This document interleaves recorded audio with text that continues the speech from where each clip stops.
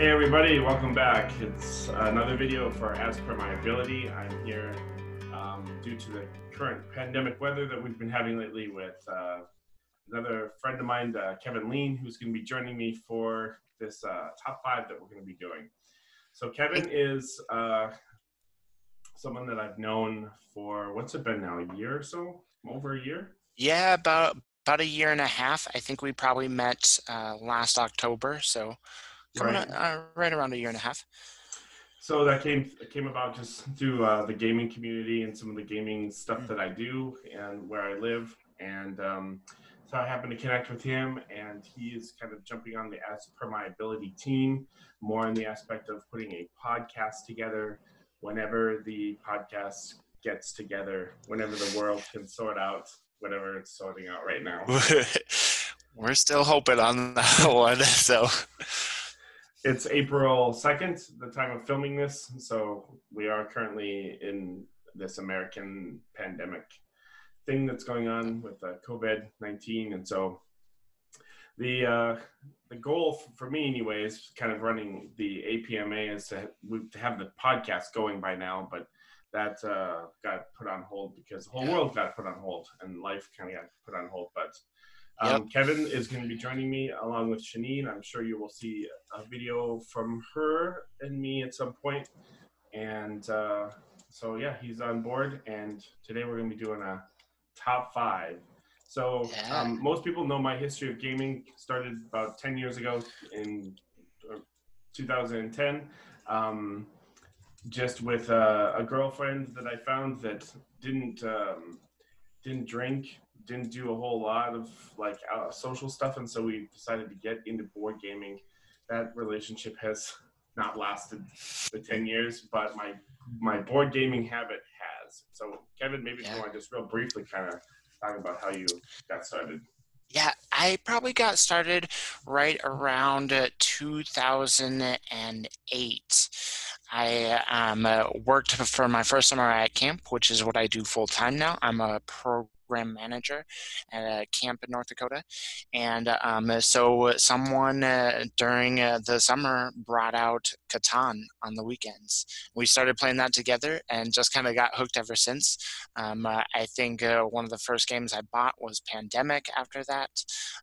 And just have kind of been playing games ever since. And it's a good way to connect with people where it's not over a screen, which is looking like that's all we can do in the world right now. So, but I really love gathering around a table together and chatting and laughing and having fun with friends. And so that's kind of where my hobby has gone. Right on. Cool. So that's Kevin. You'll be seeing more of him on the YouTube channel and the podcast, like I said, when all that stuff gets ironed out. So moving forward, what we want to do today for the next hour or so is we wanted to do what's quite ubiquitous in this whole YouTube nation of top lists. So we did like a really impromptu. I asked Kevin 2 or 3 hours ago just to put something together. So we're doing a top five solo games. And so just as we've already talked about or texted earlier, I want to give the kind of the criteria of what we were looking at. We weren't really looking at the games that we played like app-wise. Playing solo a board game on an app, I kind of ruled that out in my list. Also, we didn't stick with pure solo games because, believe it or not, there are quite a few games out there that are just one player, like completely solitaire, one solo games. I do not play any of those, but I do have some on my list that the box does say, players 1 through 5, meaning you can play it with one person. But these are not the top 5 strict solo games. They're just ones that we've played by ourselves a lot, I guess, or solo. I'll tell you how I kind of did mine, and then you can how you did yours. So mine is listed. We're gonna just go 5, 4, 3, 2, 1. Mine's listed based on how much I play or played the game, not necessarily how how much I like the game. And I know that seems like it should correlate, but it doesn't. And we'll talk about that when we get there. Yeah. So how do you rate your Yeah. 5, 4, 3, 2, 1? Yeah, so I did similarly. It's how much I like the solo mode. A lot of these can be played multiplayer, and I like them as well. But I picked ones that I actually like and am willing to pick up. So I thought this would be a good top five list considering where we're at in the world right now.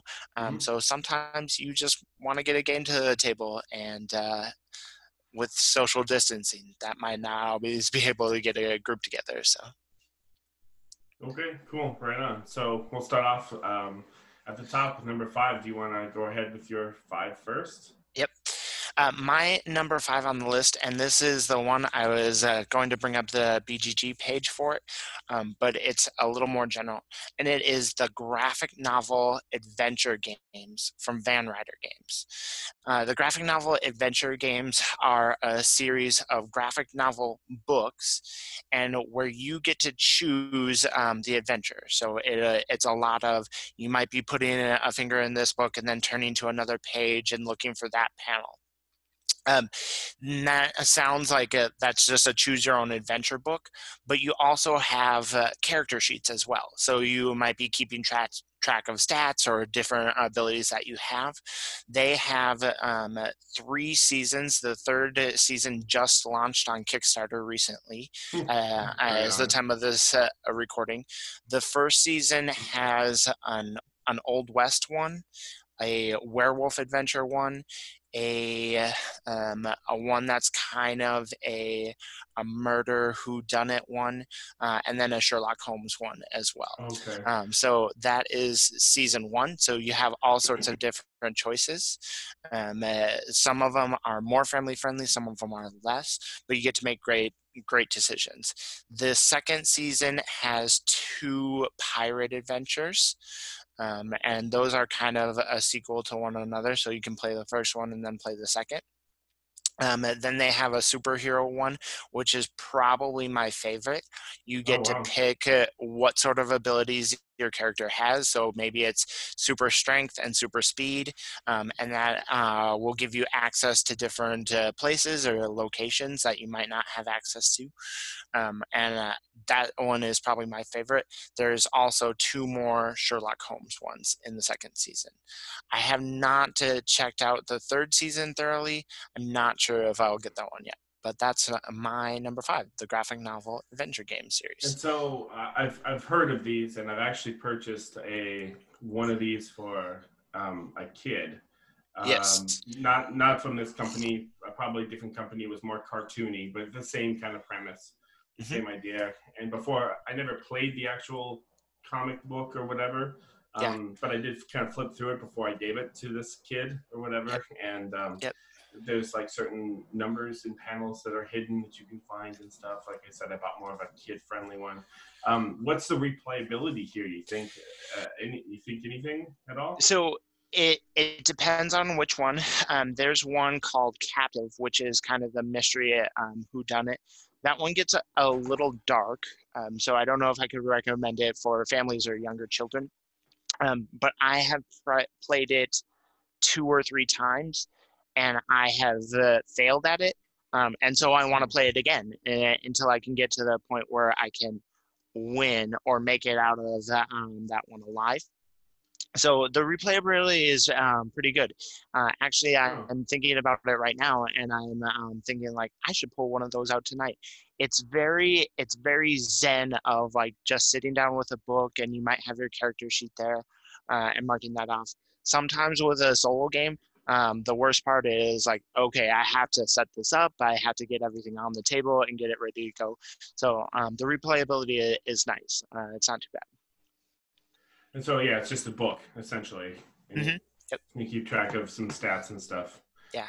As we were talking before the starting, really, about the Fantasy Flight has the legacy or the legend of, I think it's Dragonhold or whatever, that I had at one point. I had a bunch of books that did kind of the same thing where you were just kind of reading.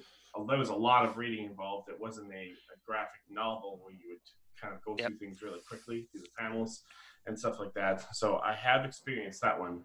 a little bit. So cool. On to my number 5, I actually have the games with me because I had a little bit. Kevin was in a meeting and stuff, so I had a little bit of time to kind of collect some things. And my number 5 is kind of a recent game, and the only reason it's number 5 is because I just started playing with it a little bit. So not a whole. Like I said, I kind of rated mine on the amount of time that I've put into playing solo. And so the number 5 for me is called This War of Mine. And it is a survival game, like a post-apocalyptic survival game. And what I like about it, there's a lot of things I like about it.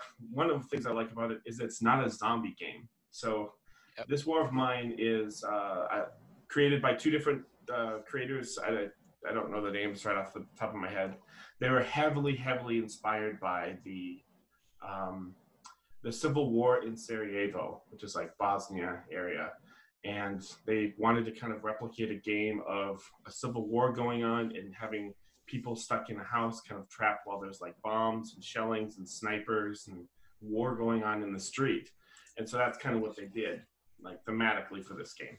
So the theme of the game is it's a cooperative game where you're trying to just survive this like civil war that's going on. It has a kind of a magic maze feel to it because all the characters that you have are not controlled by any person. It's just like when you are the active player, you control all of the characters. So you get to control what they do or who goes what. Obviously, as a cooperative game, you want to talk about what's going on and what you need to do. But there's no like, this is my character and this is your character. You kind of all take turns sharing all of the characters. The little bit that I've messed with it, which is why it's number 5, is so far it's pretty dark, as I'm sure you've probably already heard. It's not a fun game. I did see a YouTube review about it where they said that they equated it to Schindler's List, as in like really great game, but not one that I'm going to want to play all the time. And so it is pretty dark and it's pretty long, even solo, and it's very difficult. It's very punishing, as we've kind of been talking about before. So my number 5 is This War of Mine. Yeah, that's a game that I've definitely thought about checking out. And my biggest question is always the theme of whether that bothers you or gets to you, because I mean it's real world war and struggling through that. So there's a guy who lived through the Civil War in Sarajevo, which is, as I said, the game's inspired by, who actually, I don't know if he wrote a letter. I don't know the full story. This is just kind of what I've put together on the internet. He wrote a letter or emailed the designers and said, like, I played your game. I lived through that, and you guys nailed it. It's like spot on. It's like this sense of dread and this feeling of like it's tough to survive and not having a whole lot of like hope in the world and stuff. He's like, you guys just nailed it with your game. And so I do think that the theme is probably kind of like Schindler's List. I guess it's pretty deep. But now, is that a campaign game? It's not. No, there's 2 different ways to play. There's 2 sides of the board. One is just the standard, which like I've only messed with it just a little bit, and the other side is an advanced, where the board's different. It's got different things going on. It's not a campaign. One thing I do, just kind of as a side note, what I do like about the game is that the board is quite large, which is usually not too great because you're like, oh, it needs a lot of space. But everything that you use and everything that you have in the game, I should say, 98% of everything goes on the board. So it's like stack of cards. Where does it go? Right here. This stack goes right here. And like, where does this character go? Right here. They come back with a whole bunch of food. Where does it go? In this spot that's on the board. You know what I mean? Like the board has the artwork that shows where everything goes, and I think that's kind of cool. I think your character sheets are the only thing that don't go on the board, but everything else, it's a huge board, so just kind of everything sits on the board. You know where everything goes. You know where to put things and put things back. So that was a big plus for me. I like that. Cool. So yeah, my number 5. We'll go down to number 4. Do you want to start with me again? Go for it. So number four is a game I absolutely love. I love playing it with people, but I have played it solo a little more than the last one, which is why it's number four. And it's from a company that I know you know that always produces a solo mode to like all of their games, I believe, or an automa, I believe is how you Yep. pronounce it.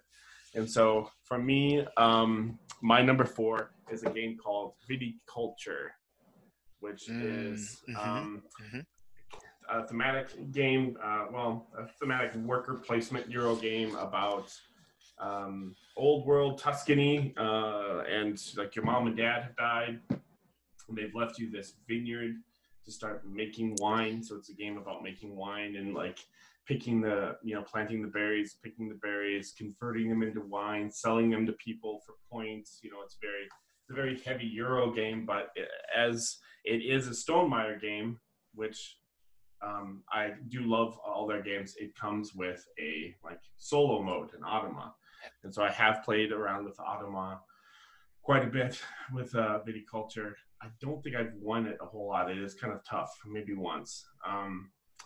But yeah, Viticulture is probably not for the casual gamer because there's a lot going on in the game, but it's cool because it does have a set of cards in order to play.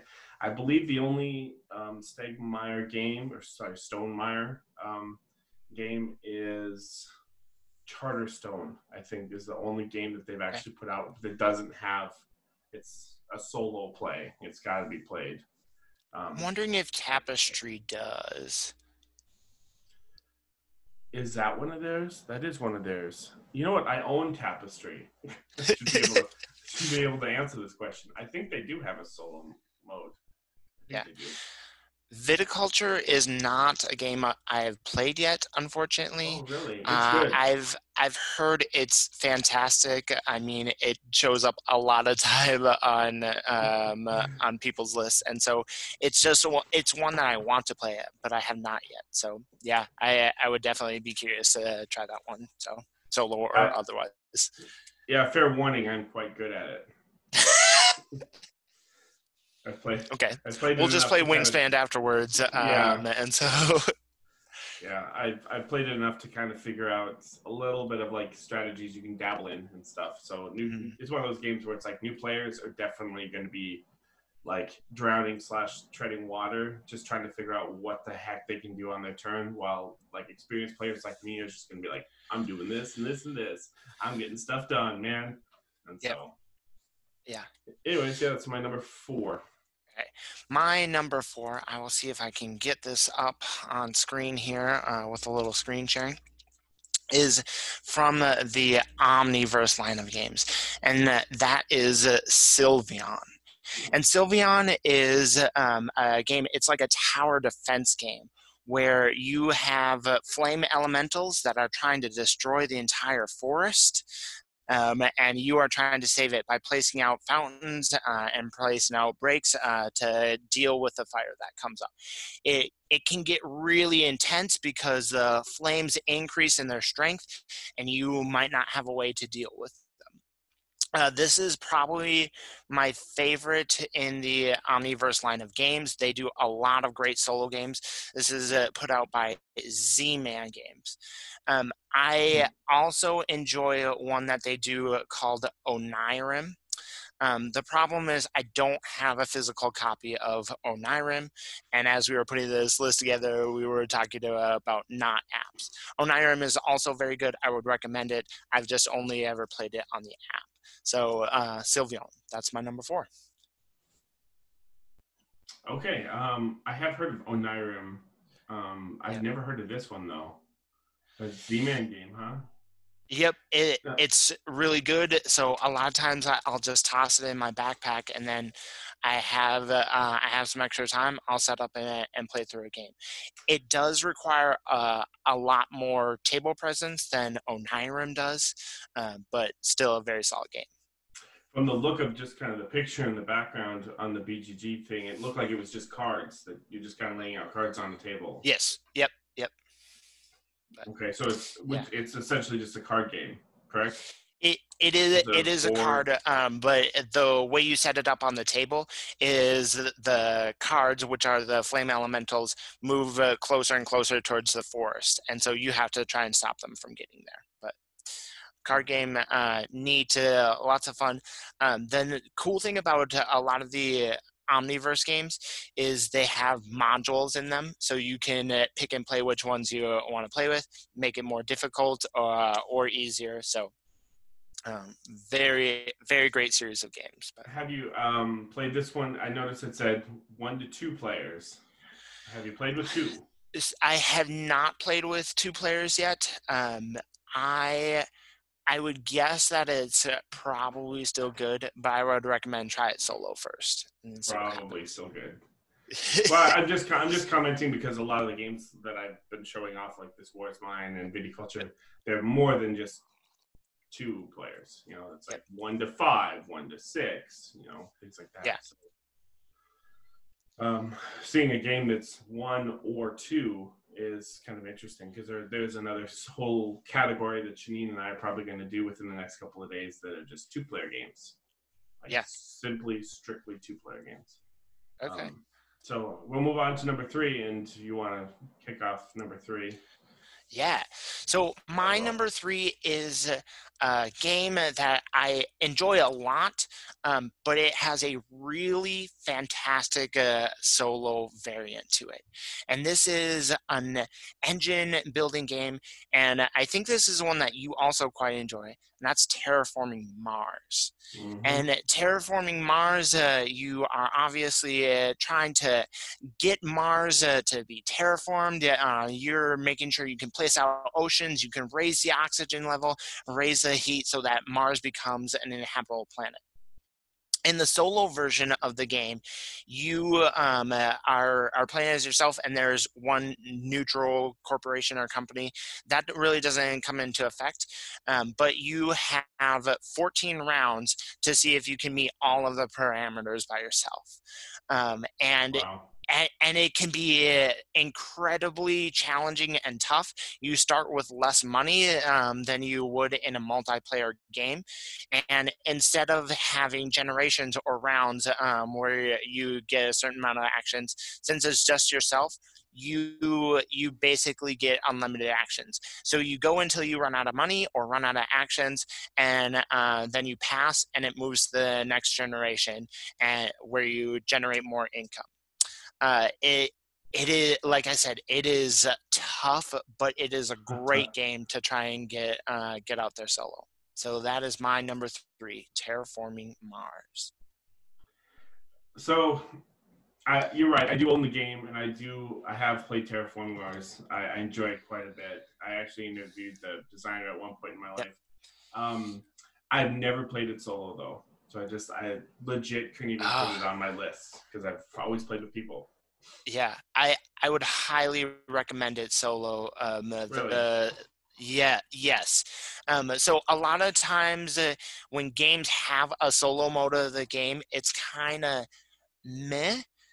But Terraforming Mars really does it, of the tightness of you're not necessarily racing. You just have to try and meet all of those parameters.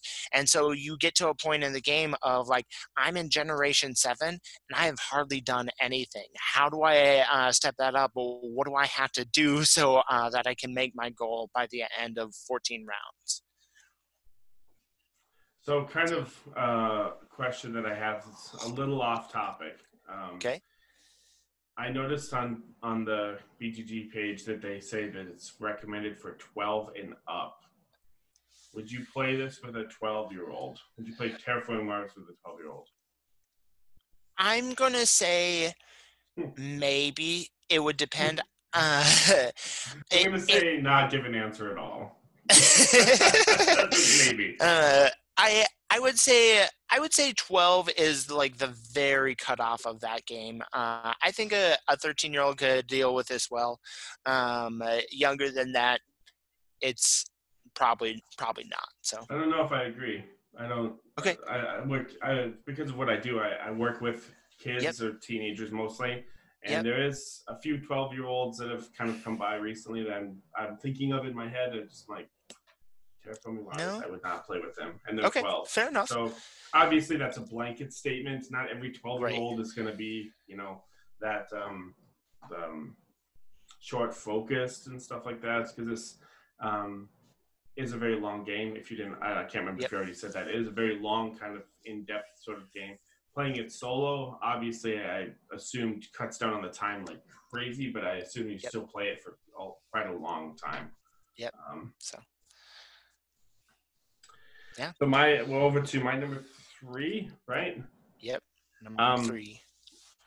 So I have a couple of these on this list, and so I'm going to start with this one. This is a game with an app, and so I know we were talking about like we're not doing apps, but it's not a game that is the app. The app is just part of the game, and this is a giant. So I'm just going to get a real quick shot, and then put it down. It is called Mansions of Madness, which is a Arkham horror game. It does, like I said, it does come with an app, but you have an actual physical copy. So I hope I'm not breaking the rules. And if I am, then number 2 we're gonna have to talk about. Anyways, Mansions of Madness. It's a Cthulhu game, essentially, an Arkham horror game. It's not competitive, a cooperative game where characters are taking on these investigators and going into, for the most part, a mansion. It does come with a bunch of scenarios. The base game that I have has like 4 or 5 scenarios. So sometimes you're in just a garden, and sometimes you're in a mansion, sometimes you're out on the streets. They have a bunch of expansions that you can get that I haven't delved into. And you're putting out tiles, so it's kind of a tile placement, like a betrayal, a house on Haunted Hill or whatever, where you're placing tiles like that. You're interacting with the app because the app will tell you what tile to put out and what monster does what, or what token to put, or when you go to a token, instead of looking at the token, you would just go onto the app and say, I want to hit this token right here, and then it'll open up, tell you what it is. Like if it's a book, it'll give you something to read.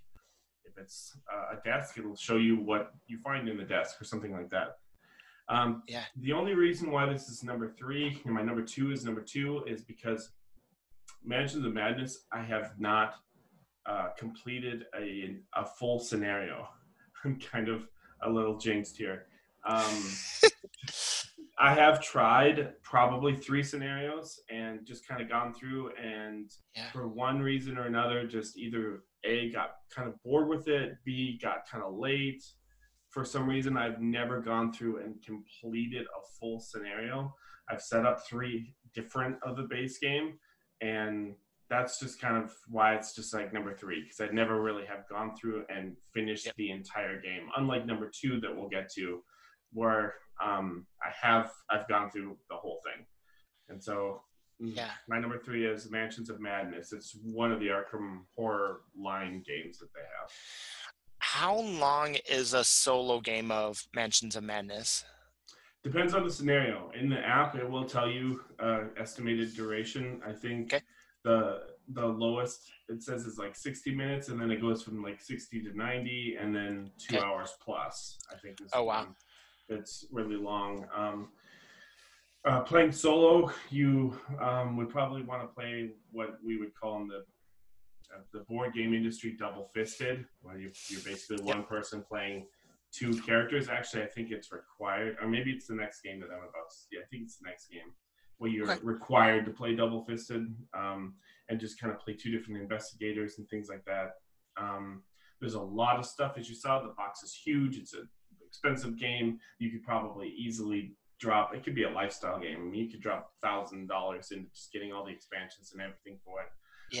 Unfortunately, fortunately, there's a lot of Arkham horror games or games in that Arkham horror line, and there are some others that I've sunk my money into instead of this one that we may or may not be talking about later. So I'm just gonna leave that one at that. At number 3, Mansions of Madness. Yeah, I think that is my barrier to getting a copy of this game is I'm not sure I want to pay the price tag for it. And there Right. is another Arkham horror game or game in that universe that I like better, which Right. I imagine this one we might both be talking about it in a moment, but we'll Okay. see if we get there. So One thing about what was I going to say? Some Mansions of Madness. I should point out the copy that I was holding up is the second edition. yeah, yep, Quick story. I bought the first edition when it came out many years ago. I was into Arkham Horror, the original, which is a board game yep. that's related to it, and I bought Mansions of Madness, the first edition, and I absolutely hated it. It was Mm, so. It did not have the app integration. That's the big yep, difference, which I'm yep, kind of jumping to the end. You had to have one person be kind of the overseer that was not playing the game. yep. They were taking care of all of the seating the cards and the board and moving the monsters, which would always like fall on me. And the setup for every scenario was just like pages and pages of put this card here, create a deck here, but make sure that this card's number 4 and this card's number 5. And if you would kind of screw that up, if you shuffle it by accident or something, your story would be broken. And I played the first edition twice. I went over to a friend of mine's house who basically they all went and watched anime for like an hour while I set up one of the scenarios. We sat down and we played, and we just did not have any fun with it. It took me longer to set up the game than for us to play and just go, let's just like play Magic the Gathering or something. That's They were crazy. big into playing Magic. So Yeah. I spent, huge price point on the first edition because I bought it when it came out years ago. And I ended up practically paying someone to take it off of my hands. I think they did end up giving me like $10 Yeah. because they wanted it. So I just was like, here's a giant box full of all these miniatures and tiles and crazy Yep. tokens. He gave me like $10 for it. I was like, just take it off my hands. Then the second edition came out, and they're like, oh, it's the same game, but it's got an app integration. And I was just like, nope, you are not gonna fool me again. I already Fool me dropped. once, shame on you.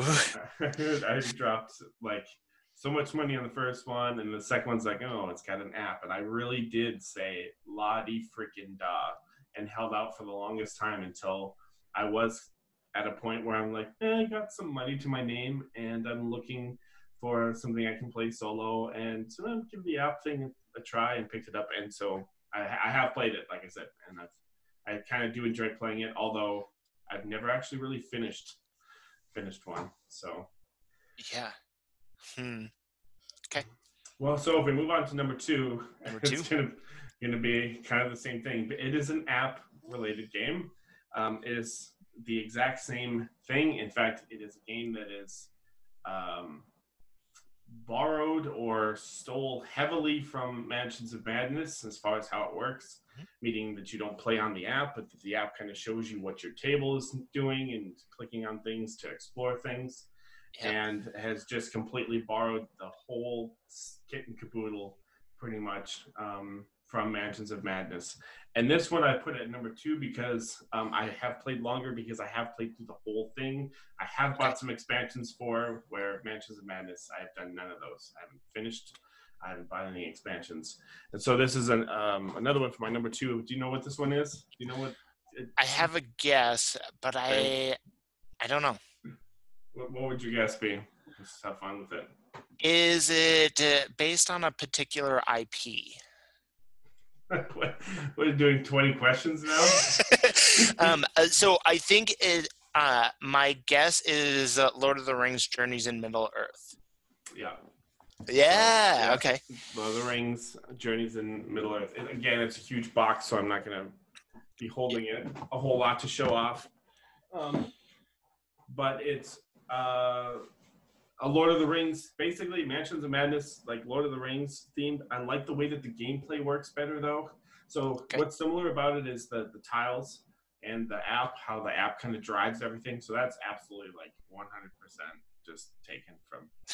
I mean, Fantasy Flight. Well, same Just company, so yeah, they just took their same thing, but the way that it's kind of a card driven system game, whereas yeah, Mansions of Madness, you have like a character investigator that's got their stats and stuff, and you move them around on the board and whatnot. This one, you do have a figure like Frodo or whomever that you do move on the board, but you're building a deck, so you'll draw a certain amount of cards that you'll be able to play. Not all of them are good. Some of them are like some other games have kind of copied that we may or may not be talking about at some point, where there's like weak cards that are dead cards and stuff that don't do anything. And so you level up your characters based on the app, and so you like swap out a certain card for like a better version of it. I played the entire thing through with who did I play for? Aragon and Frodo, I think, something like that. So I double fisted that one. I believe this game you have to. I'm pretty sure you're required to play two characters if you're just going to play by yourself. And went through the whole thing. I bought a little mini expansion for it that comes with like a little boss level kind of guy and some extra cards and things like that. Very small expansion. And this one is number 2 because I've just played the mess out of it. I've played through all of it. When it comes to theming, I do enjoy Arkham Horror, or the Cthulhu mythos, whatever you want to call it. That's what brought me into the hobby. My first game was the 2nd edition of Arkham Horror, which is no longer in my possession. And so that's like a theme that I really love. I like Cthulhu. I like that. I have not read a lot of the stuff. I don't know a lot of the stories. But man, I really like Lord of the Rings too. So when it comes down to the theming, I recommend Lord of the Rings over Mansions of Madness. If you're going to drop $60, $70, $80, $90, $100 on one of these, I would pick Lord of the Rings over Mansions of Madness. Excellent.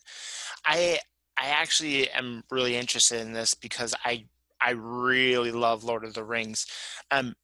I think when I was looking at this game, one of the reviews I listened to or heard said in their critique of it that it's not necessarily Lord of the Rings, it's Lord of the Rings adjacent. So like you might be playing through those characters, but it has nothing to do with the main storyline, or like it's not taking the ring to Mordor, and so it's not anything like that. And so if that's what you were looking for in the game, that's you will be a little bit disappointed. And that's fair. That's absolutely a fair assessment. It is journeys in Middle Earth, so it is just like made up stories and stuff from parts of the books and parts of the Middle Earth world. It's not like take the ring to Mount Doom or anything like that. So that is a fair assessment. Okay. But yeah, if you really like Lord of the Rings and you want something that you're like, yeah, I mean, obviously all these games that I'm talking about are best to be played with people, right? That's why we do this. And we mentioned that at the beginning of this recording. So really you want to play with someone, but if you want to double fist and just kind of set up a game, it's pretty cool. There are 2 different modes. There's kind of a big exploration mode where there's like a fog of war type thing where you're kind of discovering things. And then there's a battle map. So every time you come across a certain scenario, you'll have like a big zoomed out view of the world, right? And then sometimes it'll be like, and it'll zoom in on a specific battle that's going on. And that was kind of cool because it kept it kind of fresh. So it wasn't, every game wasn't just like playing the same tiles and finding the same tiles and stuff like that. And so I enjoyed this system better, the cards and everything. Lord of the Rings just kind of hit for me better than Mansions of Madness, even though the app-wise, it works exactly the same way. Okay. Yeah. So I might have to check this game out. It might have to make its way into my collection sometime soon. Yeah. My number 2 is a game, and one of the reasons why I love the solo variant on this game is because of the community from the publisher and the designer as well. He will go on to BGG, regularly and create challenges for the solo mode. And if you do those, he'll send you promos or expansions or different stuff for the game. And that to me is really cool. It makes me want to play this this game solo mode a It's little bit not more. it's not Ignacy, is it? This is not Ignacy. The company that puts this out is Thunderworks Games. Ooh, And this game is okay. called Role Player. And Role Player Role is player. where you're taking a Dungeons and Dragons character, and you are building that character, and you're putting dice out in different spots. So if you think kind of a la Sagrada, and there's a lot to it. So I would recommend, if you play this solo, play specifically with the Monsters and Minions expansion, because with that one, at the end of the game, you'll see if you've built your character well enough to go up against a final boss, and you might not have enough points to defeat it and end up losing the whole thing. So it's not just to try and beat your previous score. There's also like you can win or lose in the solo variant as well. And again, go on to Board Game Geek, and they will usually have challenges for every month to give you something to do. So it might be specifically have a play as a sorcerer who's trapped in another dimension, and you have to play a specific race, and that it just makes the solo mode work for this game. So that's my number Okay, 2. so a couple of reactions to this. First of all, the whole challenge thing. I play a lot of the legendary games, right? Yep. Which is just a crap ton of. One of them is called Buffy the Vampire Slayer, just based on the IP TV show or whatever. And that's the first time I ever saw a designer kind of step in and say, like, let's come up with challenges. Here, set up the board this way, or set up the cards like this. Play with this villain and this villain or something. Yes. And I actually went through their BGG thing of like 5 games to I lost. It was terrible. It was punishing. I was like, how can people beat this in like 10 turns or rounds or whatever it was? I forget what it was. But Buffy the Vampire Slayer. So yeah, I've that's where I've seen that done before. Now, specifically to Role Player, I do own this game, and I do own the expansion. And this is something that we may have to talk about ad nauseum at a different time. Not necessarily right now, but maybe when we have a podcast and we can kind of just free talk. Sure. But you know, how much of a game, so I'll kind of pose it as a question, even though I'm playing guess what's inside the speaker's head. How much of a game, the game's enjoyment, or like your enjoyment of a game, is based on your first experience? One of those kind of things, right? Sure. And so clearly you know where I'm going with this at this point, because I bought it, kind of tried to learn the rules, set it up, played with probably not the right people, definitely not the right time. Yep. I think it was like 2 a.m. or some crazy time where it was like, I'm exaggerating for comedy. I don't think it was 2 a.m, but it was already late, and it was like, well, break out a new game I've never played. I mean, I've looked over the rule book and stuff. Right. There may or may not have been some alcohol involved with some of the individuals, and it fell flat. I was just like, I don't understand what's going on. It's moving too slow. It's too thinky for me. Like you said, Sagrada is that same kind of thing, but for me, this was like, I need a certain color. But if it's a color, it's a number, and then when you place it, you get special actions of like you can flip something else to the other side, or it was a really bad experience, and that's it. It hit my shelf, and it's never come off since. Played it once, and so there. So I totally understand where you're coming from. I think a first impression of a game can definitely sour you for the rest of that. I first played Role Player. I did a full demo of it at a convention in the Twin Cities because I had seen it around and I had heard about it, and I'm just like, generic fantasy, generic role playing, whatever. And then I sat down and played it. And after that, I had bought it with the expansion, and playing the expansion and doing those challenges every month of like looking at people and be like, how did you score 50 points with this character? I think is brilliant. And so I would definitely recommend it. Give it one more shot with the solo variant, and see if that um, uh, at least redeems it a little bit for you. See, I feel that there's a good game here, which is why Yes. I haven't gotten rid of it, and I don't have any immediate plans to get rid of it. Maybe like years in the future, so don't hold me to that. But I have Yep. no plans of getting rid of it because I feel like there's a good game here. It just has not been able Yep. to hit the table, and I actually do plan on talking about it in an upcoming presentation that I'm giving. That's talking about Dungeons and Dragons and kind of board games that scratch some of that itch of things that people like about. And so it's like character creation, and it's like you like creating a Dungeons and Dragons character. There's a Yep. whole game based on that, you know. And so then Right. I would talk about role player and be like, you don't want to play D&D, but you like character part of D&D, play role player. Yep. You don't want to play D&D, but you like the explorative narrative kind of thing, like playtime stories or stuff. Or Gloomhaven, or yeah. Oh no, Gloomhaven would be like, do you like more the miniature, having a map, like the 3D kind of aspect?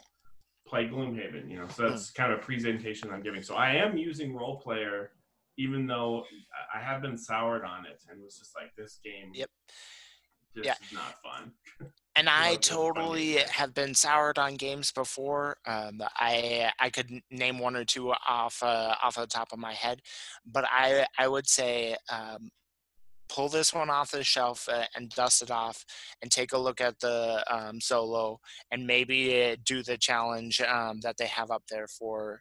I'm assuming they have one up for April, but check it out and see if that at least you can recognize that it's a good game in there. So I have to have you over so that you can at least teach it to me, so I don't have to like relearn it again or whatever. Sure. It's been so long. I mean, I bought it probably a year ago and I haven't played it since. So I don't remember how the mechanics work. But we'll just kind of pause the video for a second because I kind of have a question for you. Just spot on Johnny on the spot kind of thing. Do you have anything that comes to your mind, a game that's been soured that you've come back and absolutely love now? So we're kind of breaking away from what we were talking about. Yeah, I don't know right offhand if there's one that I was kind of soured on and that I've come back to yet.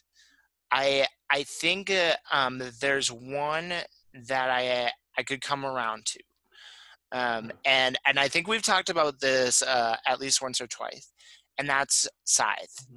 Was that Scythe? So yeah.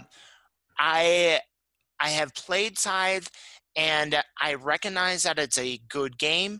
And as of right now, it is a good game that is not for me. And I want to like it. A lot of people talk about it. It's when I play that game, it is something that like I want something different in my mind. When I see the board laid out and I see the map and I see the mechs, I have a certain idea of what I want it to be in my mind, and I want it to be this area control brawl. Military. Yes, and when I've played it, it's never been. Part of my not for me on it is that I'm very bad at it. I played a couple of months ago, I think it was in the fall, with one of my buddies. 3-player game. I did one goal or objective, and he had already won the game, and that's frustrating for me. So I have a lot of friends that love this game, and I'm open to it, to having my mind change. Right now, it's a good game. That's not for me. Yeah, if you ever do come around to it, and you like campaign stuff, I played through the whole campaign of what's it, The Rise of Fenris, I believe Yep. it's called. Um, Essentially, it's kind of a cop out because it's just like we're giving you a whole crap ton of modules to add into your game, and then you can just play with. When you're done, you can just play with whatever modules you like. Um, but what they did with it is the modules were connected to a narrative. So when you unlocked something in the story, you would unlock this module of like, oh, well, now our buildings have special abilities because of, I won't spoil too much, but like it's connected to the story. So instead of, just going, hey, here's a box, just open it all up and just play with whatever modules you want, they like connected it to a story, which for those of you that know me, I'm all about that. I'm all about like having a good story. So Yeah. if you do want to get into Scythe, Yeah. or if you do kind of get over it, which you should get over it, Rise of Fenris. I think I have like everything for Scythe. The promo cards, the extra encounter pack. Yeah, it's a really great game. Yeah. Do you really enjoy the efficiency puzzle of Scythe? Because that's what what it is when I've played it. Is it just seems who can be more efficient at it, and I just haven't gotten it yet. It's a lot of factors. That's not just specific to Scythe. It's very ubiquitous. It's a matter of what faction you get, what you get a core faction, and then you get a certain like the engineering thing or the patriotic thing. So the different boards that you get are going to be different, and then where you start on the board, and so all of that kind of factors into this big overall puzzle of like how do I take where I'm at to use, okay, I'm closer to steel and stuff, but these people, and just kind of like running this puzzle in your head. I do kind of enjoy it. Okay. Having said that, I had the exact same experience as you. The exact same. Yeah. First time I played it was at a game night here in town. A couple brought it. It was me and the couple and a fourth player. I'm sitting there on my turn being like, I do this and I get one wood, or like I get one resource. And this guy who owned the game that brought it is just like running everywhere. Yep. He and his wife are battling and they're doing a little bit of the combat, and because he knows like how to get points and how to like min max and all these things. And I'm just like, it's so slow. I have no engine. On my turn, I do one thing. Here, I produce, or I get to move. And my game ended where I had 1-starred objective, and I just put out my 1-star objective and was like, I'm feeling kind of good about myself. And then this other dude was like, game ended. He was like, that's the game. Final turn. I'm like, wow, you got all 6 of your objectives, and I just placed my first. So I literally have the same story as you, but you know what? I kind of got over it. And it took me about a year, though. For the longest time, I was like, I'm not playing Scythe. And that couple, they played it. They wanted me to play it. They're like, come play it with us. I was like, no, I refuse. Until I kind of like with Mansions of the Madness 2nd edition, I just kind of broke down and was like, I really want to try it again. And so I picked up a copy. And now I'm a huge fan. I enjoy it a lot. I am open to having my mind changed on this one, and I don't want to go into any plays of Scythe and be like, I don't like this game. I'm trying. I'm not there yet. I might get there. So for me, there's a lot of them, but the only one that comes to mind right now in this moment as we're recording is a game called Magic Maze. The first time that I played, so Magic Maze is a cooperative game where I know I kind of mentioned it earlier with this War of Mine. It's a real-time game, so it just happens in real time. You have a timer that goes. Everyone is in control of all the pawns on the board. However, each person can only move pawns certain ways, and you're trying to do a puzzle. Have you played this at all? I have played Magic Maze. Actually, I quite enjoy it. So. Okay, so the first time I played it was, again, at the same couple's house that I just got done talking about, and they just picked it up. It was hot at Gen Con or Essen or somewhere, and I was like, oh, yeah, I wanted to pick this up. This looks really cool. And we played with kind of a larger group, which I don't recommend because it plays up to 8, and I don't recommend playing up to 8. Oh, no. I had such a panic attack playing this game the first two times because everything is just going so fast, and like you have like one move that you can do, and in the game there's this like, what do they call it, take an action or do something pawn. There's a Yeah, yeah, giant yeah. pawn that you can just kind of put in The front of reminder someone, pawn, or yeah. like to do something.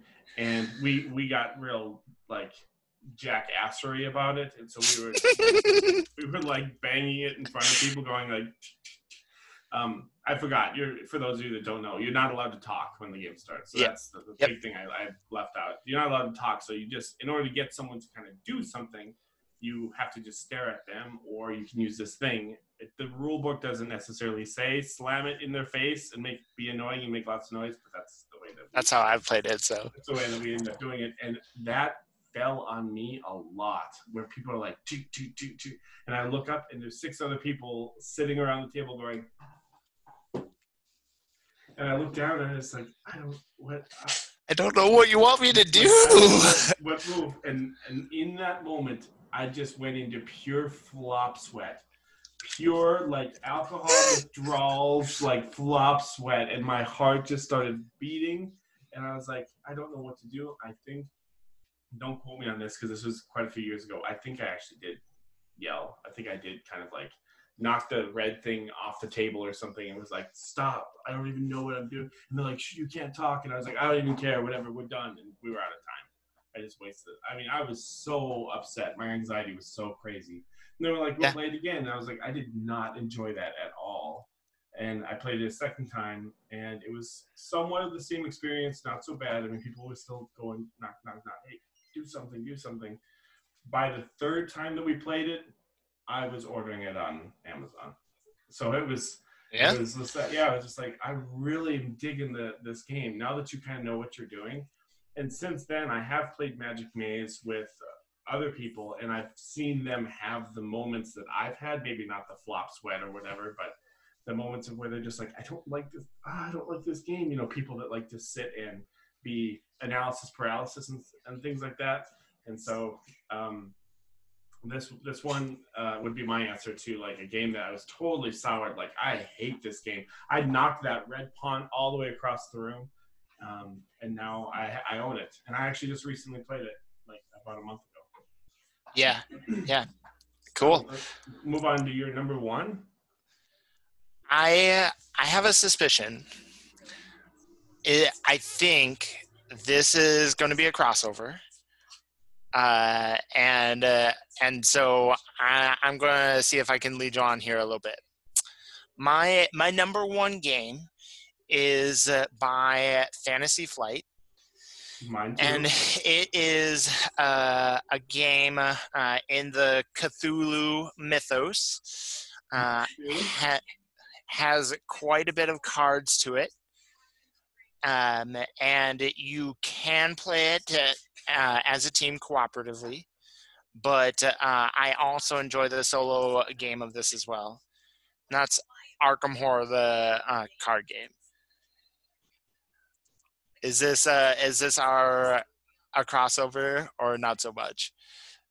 No, I don't have this as my number one. Oh, okay. So Arkham Horror. I'll talk about it when we kind of get to me. Okay, Arkham Horror, the card game. Ooh, 9.5. You are investigators, and you are hunting down monsters and beasties and all sorts of crazy stuff. And I originally started playing this game with my game group. I had a couple that I was playing with, and it was the 3 of us, and then we added in a 4th, and we're just kind of like, let's pick a campaign or living card game to go through together. And we picked Arkham Horror, and we played it through all of the Dunwich Legacy cycle, which I want to say it was about 10 games, maybe more, maybe less. And it's just fantastic. And one of the things I love about this game is the meta in between there of tuning up your deck, of figuring out what you want in there. And if you're doing that as a team, there's less responsibility on you. But if you're doing it by yourself, you really got to take a lot of things into account. And so I just love it, and it just fits. Once I moved out to North Dakota and I left that game group, I decided that I still wanted to play through it, and so I started playing through different campaigns by myself, and I enjoy this. I do play it just one-handed solo. Oh, I would say if you're just starting off, probably play two-fisted. That might be a little bit better, but it okay. is tough as nails. I'm playing through the Forgotten Age, and I have probably started that campaign 3 or 4 times, Oh, and yeah. died that many times because it's just that hard. So that is my number one, Arkham Horror: The Living Card Game. No, it says 1 to 2 players. You played with 4 players, so I assume you have multiple base games or something. We did. So I had the core set. They had the core set, and I believe that the fourth guy that we played with also had his own core set. And so, yes, you can play with more than two, but if you will need an extra core sets. So I would. I what's that? I wouldn't recommend it. Playing with more than two? Yeah. Okay. So, um, to jump on to me for this reaction, you already know a lot of this. I absolutely love this game. Arkham Horror, the card game, is one of my all-time favorite games. Even though, So good. as you've kind of touched on, but I really want to hit that nail a lot harder for people, anyone that's watching. It is a very difficult and frustrating game. Yep. You will lose a lot, and you Yep. will retry things and tool your deck and stuff. It's very frustrating. It's not a fun game in the sense of like it's light and you win a lot and it's like yay. But what draws me to it is that it's a cooperative game, which I like. It's a card kind of a not a deck builder, but where you kind of create your own deck. Yep. And the third one, which should be number one because it's always number one for me, and that is story. It Yeah. is a Yep. game where you have a story, and how you do in it is going to change how you set up the next one, um, how your characters are going to react. If they get certain trauma, it'll carry through like certain things like um, hit points and things like that. For those of you that don't play the game, I'm going to try not to use too much terminology, but Right. your characters will carry on, and it's not a legacy game, so to speak, but it's a campaign. So you're playing one person over the course of a campaign, which is typically 8 games. Although in the newer ones, they snuck in a couple of side ones to be 9, 10 games for a whole campaign. Right. I think the one they have out now, which is a Dreamland one, has 10 campaigns because it's like Yep. number 3A, number 3B, so there's like an extra game in there. But yes, I just like Scythe own every single thing for this game. Yep. Even the Fantasy Flight, like Arkham Knight promos that you get Yep. when you go, I've bought them from people that have gone and just Yeah. been like, I'm selling it online. So I have all of the promos. I have, it was a gift. Someone gifted me some components. So instead of plastic things, I have like actual Yeah. components. And I have every deck that's been really, or what do they call it? Little pack. What are those called? Little scenario. Scenario packs. Yeah, I have Yep. every Yep. pack that is out currently as of right now. I've not played. I'm not current because um, I haven't gotten to the new campaign yet. I'm still finishing up the witch one, the one like witches and stuff. Um, I absolutely love the game. Yeah. But here's where you went wrong. Thinking that was my number one because what's the title of this? uh, it's Arkham Horror: The Living Card Game. Well, I mean, the video is top 5 Solo games. Right. So I did my list again to repeat myself on like games that I played the most by myself. Sure. I bought the LCG Arkham Horror LCG down at the Barnes and Noble on a whim because it's like, oh, I have Mansions of Madness, I have Arkham Horror, I have all these things. I'll give it a shot. And my intentions were to buy just the base game. I was like, I'm not gonna get into a lifestyle game. I dropped $400, probably not that much, but I dropped a lot on the Lord of the Rings game, which you said you like Lord of the Rings, so that'd be a good one for you to try out or check out. Right. And I bought up everything for that, and then I got frustrated with it for reasons I'm not going to go into because we're not going to have this video just go forever and ever. And I knew that the Arkham Horror game was structured around the Lord of the Rings, kind of the same sort of a feel. And I was like, no, I had problems with Lord of the Rings, especially playing it like solo. But I've got some money to blow, I guess, and it's just cards, so it's not a huge investment. So I'm like, I'm just buying just the base game. It's got 3 scenarios, and the base game comes with like 3.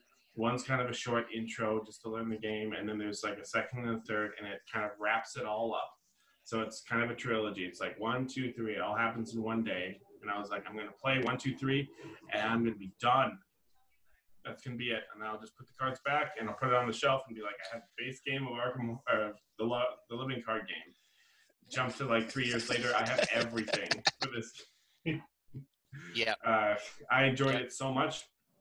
So I've only played the initial, when I bought it, because you could play it solo, I made a deck, and I played through the first 3 scenarios, and that is it. That is my only solo experience with this game. Since then, I have a partner that I play with that I've gone through all the campaigns. I'm not quite current, but I'm further along than you, I know, and I've always played with someone else, which is why it's not on my list at all, because I've spent very little playing solo. But yeah, there's just not enough to say about this game. It's so good. The narrative is awesome. And it's so frustrating because I've rage quit this game at least 3 times. What's the one that you're working on? Forgotten Age. There is a particular scenario in there. I won't like spoil a whole bunch of things, but it has to do with like going into a cave that you have to play over and over and over. It is so hard. Yes. At one point, I was like, I'm done. I am done. And then more recently, my partner and I played the haunted, kind of like The Shining. There's like a haunted hotel. The hotel one, and that one too was like, oh, I'm done. And we actually just packed it up. We're just like, we've already played for 2 hours and we're still going. And now there's a boss that comes out, and it's like I'm already just so defeated with this game. So having all those negative things to say, it is awesome. It is definitely my top 5 like favorite games of all time. I have everything for it. So getting to my number 1 is a Fantasy Flight game. It is a Arkham horror game, or a game in the Cthulhu mythos. And when I bought this game, I played the snot out of it. I remember staying up all night playing double-fisted, setting it up on this little table, which is tough because it has pretty big space to it. Staying up all night, not being able to sleep, 3 o'clock, 4 o'clock, just playing scenarios and scenarios and scenarios over and over and over until they came out with some expansions. I bought some expansions, which made me go back to playing it more.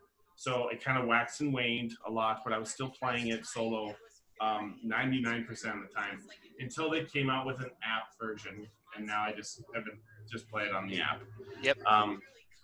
But my number 1 is a game called Elder Sign, which is, as I already said, it's in the Arkham horror world. It's Yahtzee, essentially, kind of a Yahtzee-style thematic game that you can play solo. You can play solo, just kind of double-handed or double-fisted, whatever you call it, where you are in a museum where all these kind of paranormal, crazy Cthulhu things are happening and monsters are spawning, and you're kind of going to there's no board, there's just kind of these giant, what they call tarot size cards, these tarot cards that you can move to, and then you have to roll like a Yahtzee style type thing where you roll to try to match certain symbols to be able to beat the card or beat a dragon, or not dragon, beat a monster and things like that. I played a lot. This is why it's number 1. I've played a lot of Elder Sign, and I bought two of the expansions, which have brought me back to playing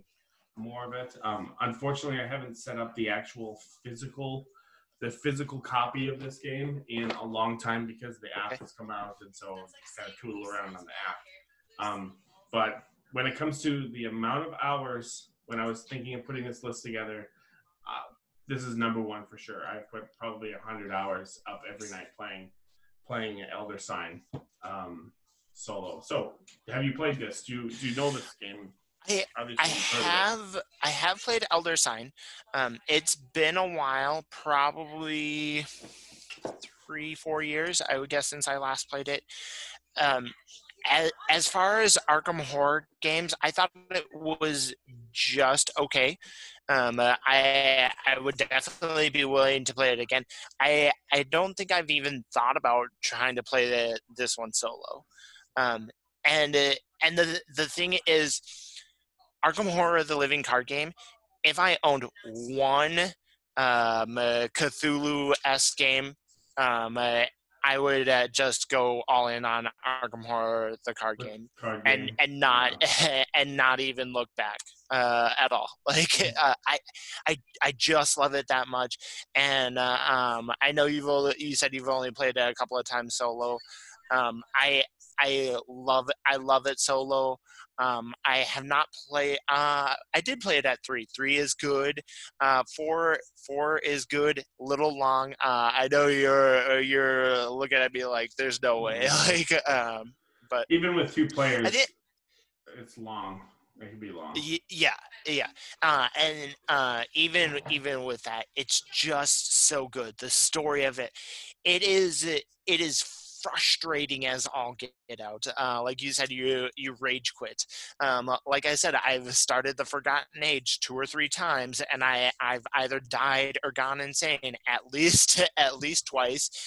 It's tough. But I still want to go again. Like it's the resiliency in that of like, I'm gonna get it this time. I'm gonna get it. So yeah, but very cool. So Yeah, I I haven't. I thought that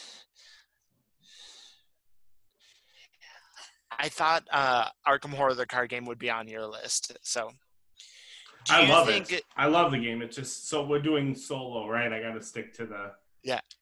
yeah. Do you think when the individual pre-made decks come out in like the third quarter of this year, do you think like you would take one of those and try and run through a solo campaign? Sure. Well, why not? Okay. I didn't know that was something they were doing. I didn't know that was, But didn't know that was happening. Like a pre-made deck. yep. I'm So not. uh, I'm so not there's the super two. boss of playing like Yeah. deck There's building. 2 things for yeah. So there's 2 things for Arkham Horror the card game that are coming out this year that I'm interested in. One is they teased this last year on April Fools, and it was kind of a joke, but they're making it into a real thing, and that's Barkham Horror, Yeah. where you play all dogs against cats. And I think it sounds silly, but Stupid. I want it. I want to play with it. That's um, stupid. so I think it sounds funny. The other one is they're doing pre-made investigator decks. So they're going to release 5 of them for each of the 5 classes. Um, and then and so you can just grab the deck. You don't need to have a core set, and you can run through it. They have probably 20 or 30 cards that you can swap out in there, and I think the decks will retail for around $15. So if you want to try Arkham Horror the card game, and you don't want to make a big investment, try that one. So Cool. very cool. Yeah, I haven't touched Elder Sign in a while. Okay. It's fun to play on the app. The app is just so smooth, and it has all the expansions and stuff that you can kind of download and purchase or whatever, the DLC and stuff. So that's our 5, I guess. The last thing That's I 5. kind of have maybe before we just sign off is if you can just again, Johnny on the spot, think of any honorable mentions, maybe one Yeah. or two that just throw out there. So an honorable mention that I had was Hero Realms, specifically with the campaign expansion for it. So the campaign is interesting how they do it because it's based on where you're seeding of turns that you take and damage that you can deal. But I played through that one not too long ago. My biggest problem with it is I wish there was more. I wanted to keep going with that, but I definitely enjoyed that one. And then another one that I've been playing a little bit lately, and it's a micro game, kind of on the lines of Love Letter, very small deck of cards, and it's called Squire for Hire. And you're trying to pack uh, a, a backpack for a fantasy character, and so you have to line them up on this grid, and you're playing out different cards of like, well, how do I get this bow and this sword in there? And so that one is good as well.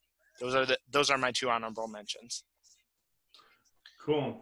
For me, I would say just because I brought up this war of mine earlier, the other one would be like Robinson Crusoe.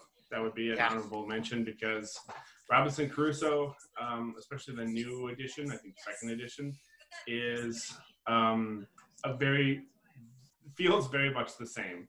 It's not the same thematically because you're stuck on an island, but it's got that survival, like we're starving, there's a storm coming through, we don't have any shelter, we're taking damage, our people are dying, we're dying. So this War of Mine and Robinson Crusoe, I really could have interchanged there. I haven't done a lot of Robinson Crusoe solo. Again, I've had at least another player to play with me. Another one that I could probably just really squeak in there is a game.